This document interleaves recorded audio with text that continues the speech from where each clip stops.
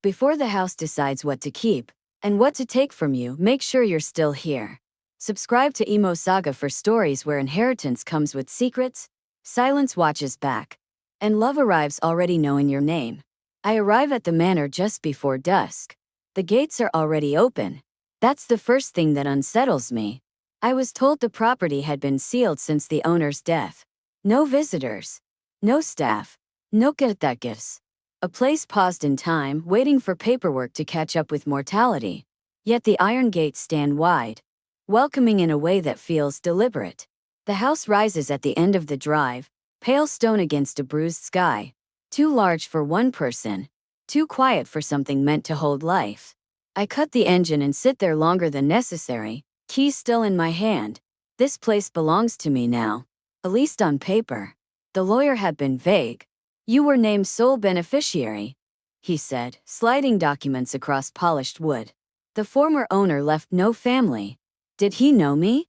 I asked. He hesitated. Not personally. That pause had stayed with me.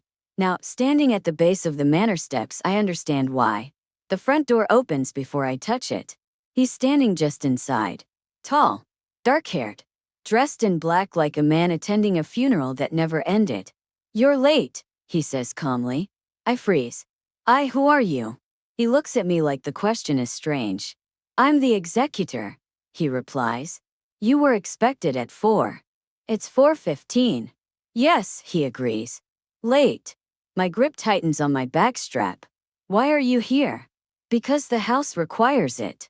That answer is wrong in a way that doesn't invite correction.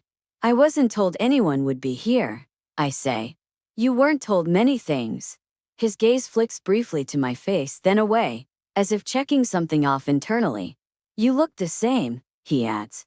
My stomach drops. We've never met. No, he says. We haven't. The foyer smells like old wood and something faintly floral, long faded. The floors gleam, polished recently. I noticed that too. You've been maintaining the house, I say. Yes. For how long? Since before it was yours. That shouldn't be possible. And before that? I press. He considers me. Since it needed someone to stay. I step further inside despite myself. You live here. I don't sleep, he replies. I blink. What? He corrects smoothly. I don't leave. He shows me the rooms without being asked. The library first. Tall shelves. Leather-bound volumes arranged with obsessive precision. The former owner loved silence, he says. Books helped. Did you know him well? I ask. I knew him completely. That answer feels intimate in a way that makes my skin prickle. We pass the dining room untouched. The sitting rooms draped and dim. Everything preserved, not abandoned.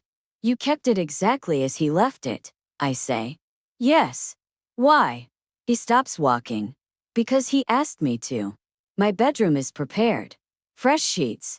Drawers empty, waiting. You weren't supposed to know which room I'd take, I say quietly. His expression doesn't change. You were always going to choose this one. I turn to him sharply. Why? It faces east, he says. You wake with the light. My pulse stutters. That's a coincidence. No, he says. It's a pattern. That night I don't sleep. The house settles around me, unfamiliar sounds echoing down long corridors. Floorboards creak. A door closes softly somewhere far away.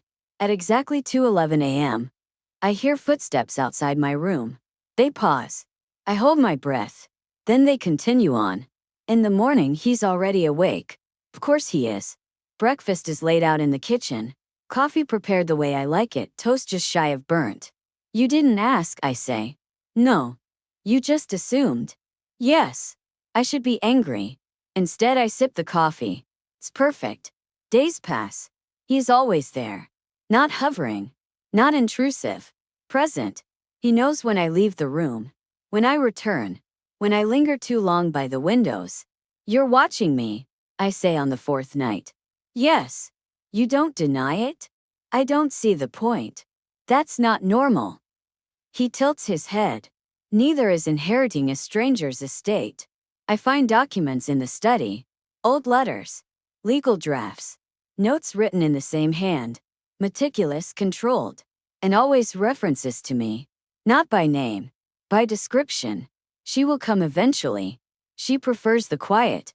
She won't ask the right questions at first. My hands tremble.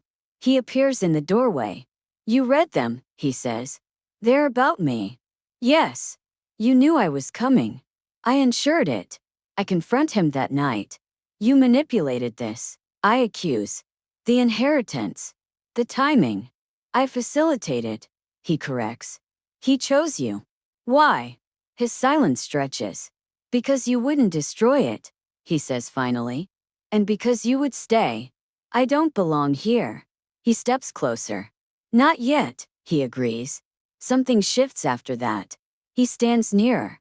Speaks less. The space between us becomes charged. Heavy with words neither of us says. One evening the power goes out during a storm. The house plunges into darkness. I feel him before I see him. I don't like this, I admit. I know, he says softly. I'm here. He lights candles with practiced ease, the flicker illuminating his face. You trust me, he observes. I swallow. I shouldn't. But you do. We sit in the library, candlelight dancing across spines and shadows. Did you love him? I ask. He considers. I belonged to him. That's not the same. No, he agrees. It's worse. And now, I whisper. His gaze locks onto mine. Now, he says, I belong to the house. And me. The question slips out before I can stop it. A beat. Not yet, he repeats. I dream of the manor when I sleep, of hallways that change length, of doors that open when I think about them, of him standing just out of reach. When I wake, he's outside my door. You were restless, he says. You were watching. Yes. On the 7th night, I tell him I'm leaving. The words taste like relief and loss. For how long? He asks. I don't know. That's dangerous. For whom? For the house. And you. He meets my gaze steadily. For me, he says. I peck slowly. He doesn't stop me. He watches from the doorway, hands folded, expression unreadable. At the threshold, I hesitate. If I go, I say, what happens to you? He answers honestly. I wait. For what? For you to decide. I don't leave. The car keys stay on the table. That night, something breaks between us. Not loudly. Quietly. He stands too close. I don't step back. His hand lifts, hesitates, then settles at my waist, asking without words. I nod. The kiss is restrained, controlled, but it undoes me anyway. After we don't speak of love. We don't need to. He sleeps on the chair beside my bed. Still not touching. Still watching. This isn't ownership, I murmur. No, he agrees. It's consent. The house feels different after that. Warmer. Quieter. Like it's listening less. On the final night before the paperwork completes, he takes my hand. The manor is yours now, he says. And you. He looks at me. That depends. I squeeze his fingers. Stay. He does. After I decide not to leave, the house exhales. That's the only way I can describe it. The air shifts. Not warmer exactly, but steadier. Like something braced itself and finally relaxed. The lights stop flickering. The distant ticking I hadn't consciously noticed fades. He notices too. You felt that, he says quietly. Yes. The house responds to certainty. That's not comforting. No, he agrees. It isn't meant to be. We establish rules without naming them. He never enters my room without permission. He never touches me unless I initiate. He never asks me to stay. And yet he's always there when I wake. Seated in the chair by the window. Standing in the hallway when I pace at night. Appearing in door frames before I realize I was looking for him. You don't sleep, I say again one evening. No. Do you ever rest? He considers. When the house is settled. And is it? His gaze flicks to me. It's improving. I start exploring rooms I avoided before. A music room sealed behind double doors. A conservatory with dead vines curled like skeletal fingers along glass panes. A narrow staircase hidden behind a bookshelf. He follows when I let him. Warns me when I don't. That room isn't finished, he says once, stopping me with a gentle hand on my wrist. Finished how? Emotionally. I don't push. Not yet. One afternoon, I ask him why the former owner chose me. You said I wouldn't destroy it, I remind him. Yes. That can't be all. He studies my face like he's measuring honesty. He believed you understood endings, he says. That you don't rush them. That you sit with things until they stop hurting. My throat tightens. He read my life? I ask. He observed patterns, he corrects. As I did. That's unsettling. Yes. Why didn't you stop him? He looks away. Because I wanted you here too. That night, a storm rolls in without warning. Thunder cracks overhead, shaking the windows. Rain lashes against the stone like thrown gravel. The power doesn't go out this time. The house holds steady.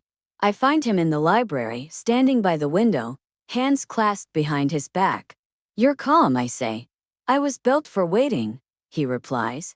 Not chaos. Lightning flashes, illuminating his face in stark white. You're afraid, I realize. Of what? He asks softly. Of me leaving after this, I answer. A pause. Yes. I cross the room slowly.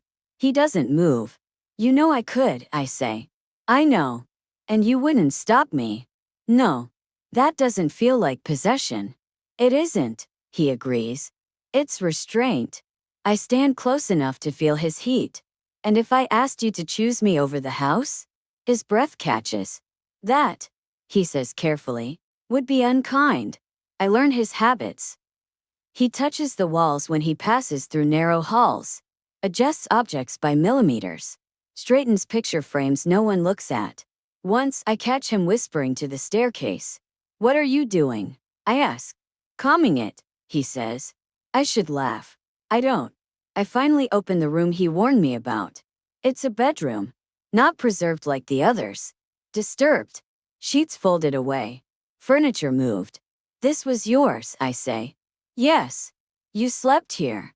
I watched, he corrects. For how long? Longer than is healthy. I turn to him. Why did you stay after he died? He hesitates. Because leaving would have meant he was truly gone, he says. And because I was told someone would come. Me. Yes. That night I reach for him. Not urgently. Not desperately. Deliberately. He stills when my fingers touch his sleeve. You don't have to, he says. I know. This will change things. I want it to. His control fractures quietly. He cups my face with reverence. Like I'm something fragile he was never meant to hold. The kiss is slow. Measured. But beneath it is hunger sharpened by years of denial. After, he sits on the edge of the bed. Back straight, eyes unfocused. You regret it, I say. No. He replies immediately. I fear wanting more. Then want it, I whisper. He turns to me. I don't know how to stop once I begin. I place his hand on my chest. Then don't. The days blur. We don't announce what we are. But the house knows. Doors open more easily. The air stays warm. Silence feels intentional rather than oppressive. You've changed it, he says one morning. No, I answer. We did. The final document arrives a week later. Full ownership. No conditions. No clauses. Just my name. He watches me sign. And now, he asks. I look up at him. You stay, I say. Not because you belong. Because you choose to. He exhales long and unsteady. I've been choosing you since before you arrived, he admits. I step closer. Then choose me again. He does.